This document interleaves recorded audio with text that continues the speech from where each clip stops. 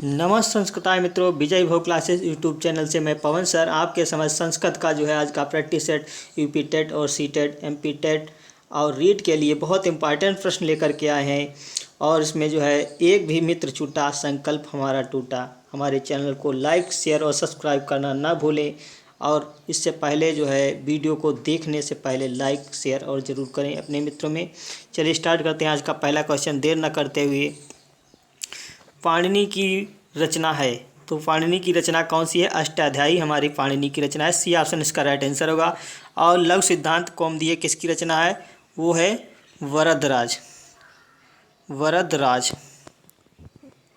किसकी रचना है? वरदराज की। लघु सिद्धांत कौमुदी जो है कौमुदी किसकी रचना है? वरदराज की। और पाणिनि की रचना अष्टाध्यायी, तो सी ऑप्शन इसका राइट आंसर होगा। अगला है लिट लकार किस काल में प्रयोग होता है? लिट लकार का किस काल में प्रयोग होता है? वर्तमान काल, भूतकाल, अज्ञार्थक, भविष्यत काल। तो लिट लकार का जो है प्रयोग सामान्य भविष्यत काल में होता है। इसका डी ऑप्शन राइट आंसर होगा क्वेश्चन नंबर 2 का। लिट लकार किस काल में प्रयोग होता है? भविष्यत काल में। अगला है लघुत्रय के रचनाकार। तो लघुत्रय के रचनाकार में कौन आते हैं? भारवी, माघ, श्रीहर्ष और कालिदास। तो लघुत्रय के अंतर्गत हमारे कौन कौन से ग्रंथ आते हैं ये सबको पता होना चाहिए। लघुत्रय में ग्रंथ कौन कौन से आते हैं? तो हमारा लघुत्रय में जैसे आता है कुमार संभवम है, और क्या बोलते हैं इसको, कुमार संभवम है, और इसका आता है रघुवंशम है। और ये सब हमारे किस में आते हैं? रघुवंशम और कुमार संभवम हो गया। और कौन सा आता है? कालिदास का एक और है, वो हमारा आता है अभिज्ञान शाकुंतलम। ठीक है, तो ये जो है तो कालिदास की रचना। लघुत्रय के रचनाकार कौन है? कालिदास। डी ऑप्शन इसका राइट आंसर होगा। लघुत्रय के रचनाकार कालिदास हैं। अगला है करुण रस प्रधान नाटक। करुण रस प्रधान नाटक कौन कौन है? अभिज्ञान शाकुंतलम, उत्तर रामचरितम, महावीर चरितम, उपरोक्त तीनों। तो करुण रस प्रधान नाटक कौन कौन से हैं? वो उपरोक्त तीनों। डी ऑप्शन राइट आंसर होगा। अभिज्ञान शाकुंतलम भी करुण रस का प्रयोग हुआ है। उत्तर रामचरित और महावीर चरितम में भी करुण रस प्रधान नाटक है। तो उपरोक्त तीनों। डी ऑप्शन राइट आंसर इसका होगा। अगला है क्वेश्चन नंबर 5 क्या कह रहा है? क्वेश्चन नंबर 5 कह रहा है राजा दुष्यंत की पहली पत्नी का नाम क्या है? तो सभी लोग जानते हैं कि शकुंतला है, लेकिन इसमें पूछ रहा है पहली पत्नी का नाम क्या है। तो इनकी एक पत्नी थी, कौन थी? वसुमती। दूसरी थी हंस पदिका। ठीक है, और सबसे ज़्यादा चर्चित जो है शकुंतला है। पहली तो राजा दुष्यंत की पहली पत्नी का नाम क्या है? आयोग ने वसुमती बताया है, तो ये ऑप्शन इसका राइट आंसर होगा। दुष्यंत की पहली पत्नी वसुमती, दूसरी हंसपदिका और तीसरी शकुंतला। तो इसका ए ऑप्शन राइट आंसर होगा। जो है इसकी कौन है पहली पत्नी दुष्यंत की? तो वसुमती है। ए ऑप्शन राइट आंसर होगा क्वेश्चन नंबर 5 का। अगला है पंखा के लिए संस्कृत शब्द है। पंखा के लिए शब्द है तो पंखम, शयनम, व्यंजनम, कड़ंकणम। तो क्या होगा? तो इसका व्यंजनम होता है। तो पंखा के लिए संस्कृत शब्द व्यंजनम होता है। सी ऑप्शन राइट आंसर होगा इसका क्वेश्चन नंबर 6 का। अगला है क्वेश्चन नंबर 7 क्या कह रहा है? दा धातु लिट लकार प्रथम पुरुष बहुवचन रूप होगा। दा धातु का पूछ रहा है। दा धातु लिट लकार प्रथम पुरुष बहुवचन का रूप। तो दा धातु में जो होता है क्या होगा? तो दा धातु में जो है प्रथम पुरुष में इसमें बनता है, क्या बनता है देखिएगा, बनेगा ददाति। प्रथमा पुरुष एक वचन में ददाति बनेगा। ठीक है, और द्विवचन में दत्ता। ठीक है, और तृतीया में बहुवचन में क्या बनेगा? ददति। तो इसमें से कौन सा ऑप्शन सही होगा? तो ए ऑप्शन राइट हमारा होगा आंसर। जो है प्रथम पुरुष एक वचन में ददति बनता है, ददाति बनता है, द्विवचन में दत्ता बनता है, और प्रथम पुरुष बहुवचन में ददति बनता है। तो ए ऑप्शन राइट आंसर होगा। दा धातु लिट लकार प्रथम पुरुष बहुवचन का रूप ददति बनता है। अगला है दाता शब्द में प्रत्यय है। तो दाता शब्द में आंग प्रत्यय, त्रच प्रत्यय, द्रच प्रत्यय और टाप प्रत्यय। तो दाता शब्द में त्रच प्रत्यय है, इसका बी ऑप्शन राइट आंसर होगा। तो दा और प्लस त्रच प्रत्यय क्या होता है इसमें देखिएगा, दा धातु त्रच प्रत्यय लगा के क्या बनेगा, दात्रा। ठीक है, तो क्या बनेगा, दाता, दाता, दातारो, दातारा, ये शब्द बनता है जाके। तो इसका C B option right answer होगा। दाता में त्रच प्रत्यय लगता है। अस्मद शब्द षष्ठी बहुवचन का रूप है।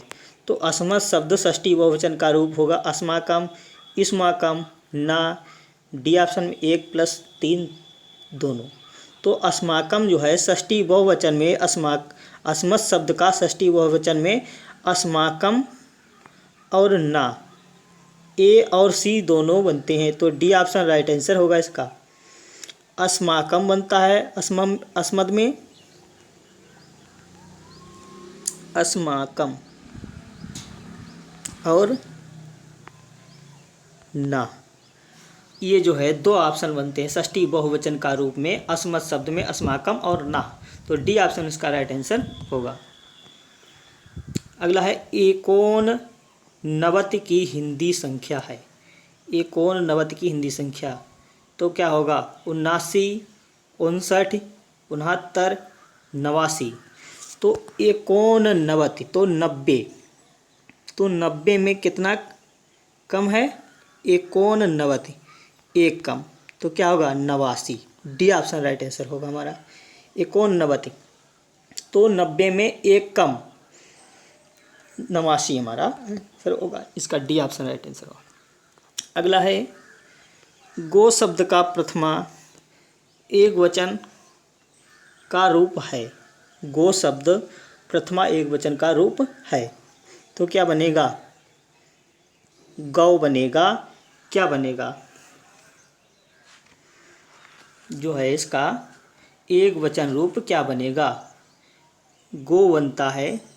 ठीक है, इसका सी ऑप्शन राइट आंसर होगा। अगला है अनुस्वार संधि का उदाहरण है। हरिम बंदे, हरिबंदे, हरिम बंदे उपरोक्त सभी। तो क्या बनता है, अनुस्वार संधि में बनता है हरिम प्लस वंदे। ठीक है, ये बनता है हरिम प्लस वंदे। तो माँ का अनुस्वार हो जाता है, माँ का क्या हो जाता है, अनुस्वार हो जाता है। तो क्या बनता है, हरि वंदे। इसको मिला देते हैं, बनते हरिम वंदे। तो इसका क्या होगा राइट आंसर, तो राइट आंसर इसका सी ऑप्शन राइट आंसर होगा, हरिम वंदे। ठीक है, 12 का सी ऑप्शन। अगला है द्वियमुनम में समास है। तो द्वियमुनम में द्विव समास, बहुव्रीहि समास, अव्ययी भाव और तत्पुरुष। तो द्वियमुनम में अव्ययी भाव समास होगा नदी विश्चा सूत्र से, जिसमें नदी संज्ञक शब्द आए उसमें अव्ययी भाव समास होता है। द्वियमुनम, द्वियमुना अर्थात द्वि नदियों का, दो नदियों का समाहार। तो अव्ययी भाव समास होगा 13 में। सी ऑप्शन राइट आंसर होगा। अगला है गोधुम और चड़कम का हिंदी अर्थ है। क्या है, गोधुम और चड़कम का हिंदी अर्थ है गाय चना, गाय चिड़िया, गेहूँ चिड़िया, गेहूँ चना। तो इसका डी ऑप्शन राइट आंसर होगा। गोधुम माने गेहूँ, चड़कम माने चना। तो डी ऑप्शन राइट आंसर होगा 14 का। अगला है अजह, अजा और बिलाता में टाप प्रत्यय कौन सा बनाता है। स्त्री, पुल्लिंग, नपुंसकलिंग और टाप। तो अजा और बिलाता में टाप प्रत्यय लगने से क्या बनता है, स्त्रीलिंग बनता है। इसका ए ऑप्शन राइट आंसर होगा।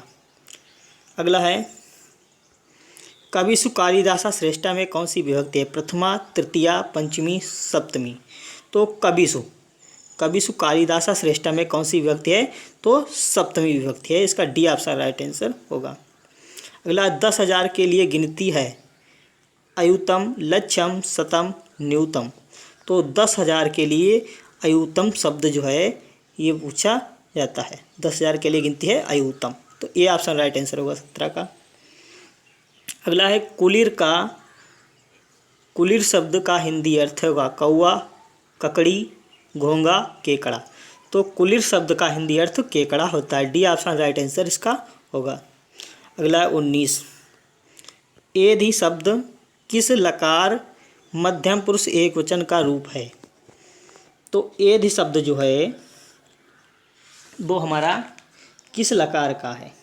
ठीक है, एधि शब्द किस लकार मध्यम पुरुष एक वचन का रूप है? तो एधि शब्द जो है हमारा वो किस में का आता है? सबको पता होना चाहिए किसका होता है एधि शब्द। तो एधि शब्द जो होता है वो हमारा लोट लकार में आता है। इसका क्या होगा? डी ऑप्शन राइट आंसर होगा। अगला है वधु शब्द में विभक्ति वचन है। प्रथमा एक वचन, प्रथमा बहुवचन, द्वितीया बहुवचन, ए और सी दोनों। तो इसका डी ऑप्शन राइट आंसर होगा, ए और सी दोनों। जो है वधु शब्द प्रथमा एक वचन और द्वितीया बहुवचन में होता है। ठीक है, तो इसका राइट आंसर क्या होगा? ए और सी, डी ऑप्शन राइट आंसर होगा। आज के 20 क्वेश्चन ही आपके समक्ष बहुत ही इंपॉर्टेंट। चलिए, आज का बहुत बहुत सभी का हमारे चैनल पर आने के लिए धन्यवाद। नमस्कार संस्कृताएं। आज का एक क्वेश्चन आपके लिए जो है घर के लिए मैं दे रहा हूँ, सभी को आपको बताना होगा। इसमें प्रयोग में बताना है सबको। एक प्रश्न दे रहे हैं तो बताना है सबको कि